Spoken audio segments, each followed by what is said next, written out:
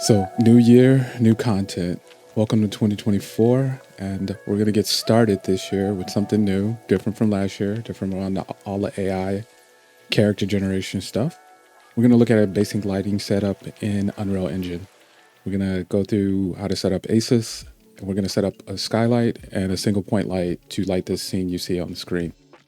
So I'm going to quickly go through the settings, show you the scene itself, and then quickly set up everything we need to get everything in running and how you can get a nice little screenshot out to post to your nice social medias.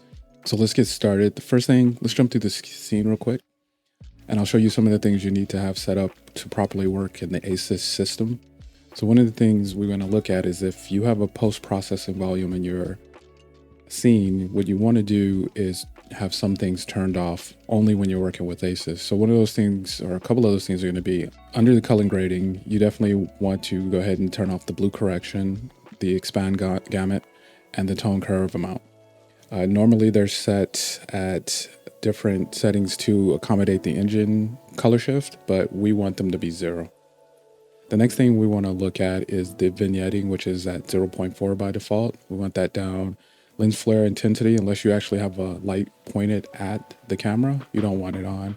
And the bloom intensity. So make sure that's off. Now, if we look at our scene breakdown, these are just a couple of things I modeled inside of Blender. This tutorial actually comes as inspiration for a video that MoGraph Plus put up. And so I went and modeled a scene that was very inspired by that scene that they had and added a little extra of my own. So in the scene, we have a couple of props that have substrate material on. If you don't know what substrate material, it is experimental material system that's supposed to be accurate and realistic, coming probably in Unreal 5.4. And so we got a ground plane, which is the standard that comes with the new level. The room here, poster, the pillow, and a chair. And I should probably thank a friend of mine for providing the texture for the poster and the pillow. I'll put his information in the description, but if we look at it, this is the actual poster that he designed. And then if I go back on the pillow, you can't see it because it's hidden behind here. Well, we're definitely not getting it. There we go. So the branding that you'll see on the pillow in a minute. Right now I have no lights. I have a key light control and we'll utilize that. And then I have a camera that's under a parent 50mm and a focus and camera target. Let's also look at our Lumen settings just real quick. We'll go into Edit, Project Settings. We'll scroll down under Engine and go into Rendering. By default, you just want to make sure Lumen's on. You want to make sure that Allow Static Lighting is off. You want to have under the default settings, Bloom off, Ambient Occlusion on, Auto Exposure, make sure this is off. You also, some important things to look for is that you want to make sure on the Lumen section that these are all checked and that hit lighting, and global tracing are turned on. And then also we want to look at our color setup. So if we go up into working color space, we want to make sure this is set to ACES. And then you don't have to worry about the substrate, you can use normal material. And you don't have to worry about the anti-aliasing. You can either bump it up or leave it as is. Inside the post-processing, I think everything else should be fine. Nanite should be on by default. You can turn that on and off depending on your machine. We can go ahead and close that down. Now for ACES, you're going to actually need the ACES OIC config file, which you can download from GitHub. I'll leave a link in the description. And to bring that into Unreal, we need a settings file. And you can get that by right-clicking into the content browser, going to miscellaneous, scrolling down, and you'll find an OpenColor.io file. Once you have this, you can double-click on it. You will need to load the OCIO file that you download. My recommendation is to put it in a .dot file inside your project folder structure. .dot files the contents won't be imported in red. Once you have that in, you can hit reload, rebuild, and then you'll get this area in color space and for desired color space and display values. What you can do is add the transformation color, basically the incoming color space, and then you can put in the outgoing color space. So in this case, we have working color space, we have linear rec 709, which I suggest you use. The working color space gave me very strange colors. And then we have the view where you can add the ACES 1 SDR, which is what you should use, untone mapped, and the raw. It's pretty easy to add these. Just hit the plus down and then you can search through the JSON list that it provides. Okay, we're not going to save that, just go out. Now to set that up, we're going to go, right now this says unlit, so it usually says lit. Under that tab, you're going to scroll all the way to the bottom. You'll see the OCIO display. You're going to check that on. Let's just turn it off so you can see this. Turn it on.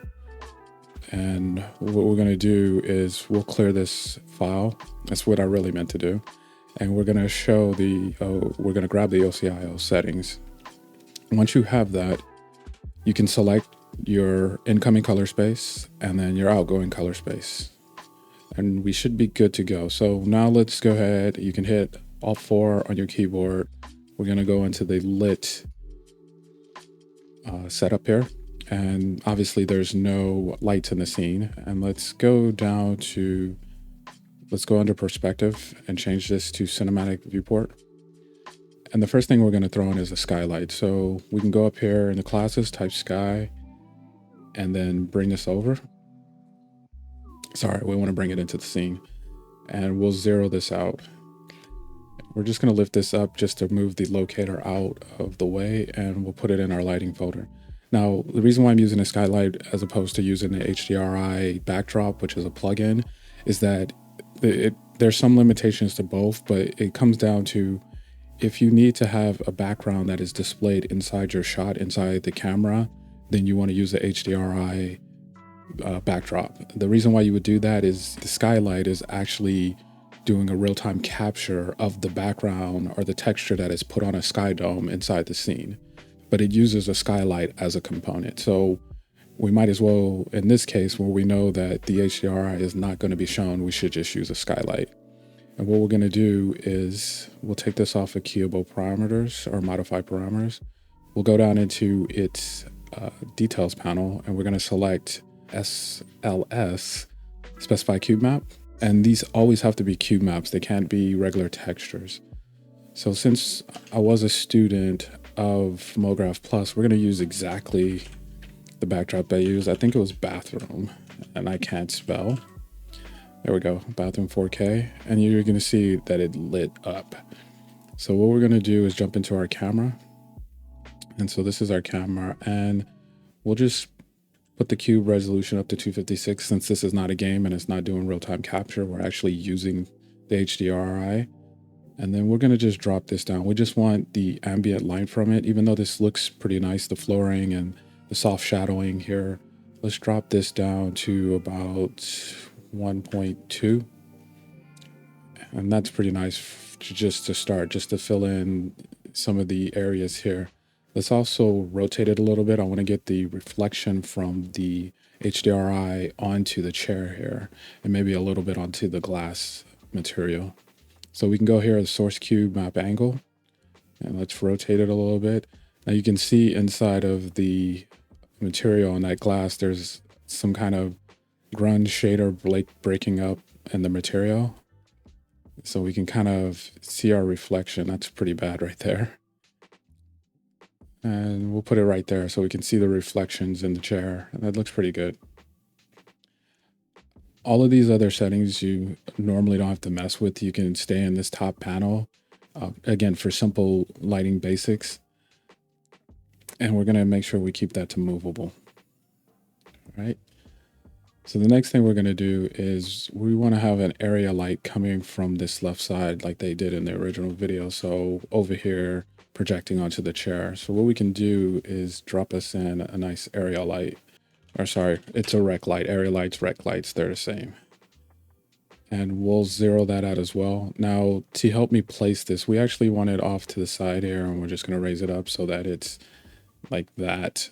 But to simplify this, we already have a control in here, which is just an empty actor that we're going to use as a null. So what we'll do is we'll select that, go under transform. We'll say copy all properties in this category. We'll select direct light, and then we can paste that in. Now you can parent it if you want, just drag it under here. And then now if you move the control, the light will move with it. And there's a lot you can do with that, but that's up to you. And let's change some settings into our light. Let's jump back into our camera. The first thing is a little hot, so let's bring it down to maybe 20. And if you're not familiar with how rec lights work, the larger any light source, the softer the shadow is going to be. So if we wanted to make these shadows harder, basically you see that right there, we can take this down 1 to 1. You can see that's kind of like a directional light, but we don't want to do that for this particular scene. So we're going to go up to 100, 100, and that'll soften the shadows up a lot. And what we'll do is these barn door angles, we're just going to put them down to 0. So the angle and the barn door length, we're just going to 0 those out. And let's see, what else should we look at here? Everything else is pretty much standard. Again, we're keeping it simple, just a nice little scene to put up in light.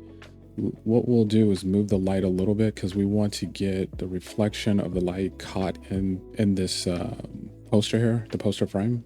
So let me jump back out on my camera view, and I'm gonna take the control here, and then you can see it there. You can kind of see it on the floor, and we kind of wanted to see that. I'm gonna move it up a little bit, and then if I select my camera, I can kind of see. Let's pin it. Select that again.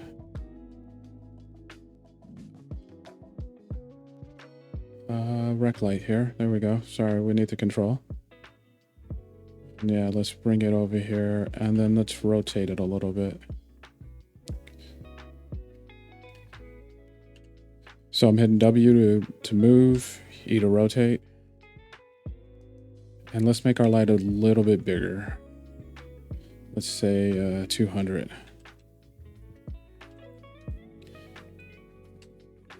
Let's actually move it back, hit W again. We just want it on that corner. I think that works well. Maybe turn it up 25. Let's see how that's looking. Let's jump into our camera. So it's a little better. Let's turn it to the cinematic. Oh, no, let's just turn off our indicators. So this is looking pretty good. You can see the reflection in here. We got a nice little reflection going on in the floor. We got specular highlights up and down the chair. We kind of lost the backing on the chair from the HDRI, but what we can do is go in and actually raise that up a little bit. So maybe 0.3 and change the source angle here. Those reflections are being drowned out by the other light. We don't want to raise it too much. That's something you can play with. We can even darken this area by moving the source angle. But now let's, now that we got the scene lit, we kind of don't want to go through the movie queue to render this out or create a sequence.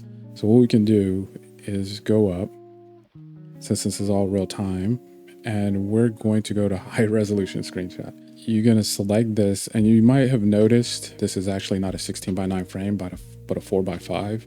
So it's perfect for social media. You can set that up in the camera. You'll have to do it in the film back, so you're going to have to do some conversion. But this is what this 4x frame would be, and it'd be perfect to output to your social media. Usually that, 1080 by 1350 frame size. What we're going to do is hit high resolution screenshot, and we're going to set this to 2, which would be obviously double the size for what we want. And that way we can take it in whatever source material, shrink it down, and keep that sharpness. The problem you need to watch out for is this is highly computational. I would be very careful with going over 2. I've done it as large as 4, but it froze my machine up. So let's go ahead and hit capture. And then down in the corner, you'll see that you'll get your nice high resolution screenshot. Let me drag it over here. And here we go. It's going to take a minute to load, and there we go. So pretty simple, easy lighting scene easy way to set up ACES and get it going. If you have any questions, you can always leave them in the comments section. And as always, you know how YouTube works. I'll see you in the next video.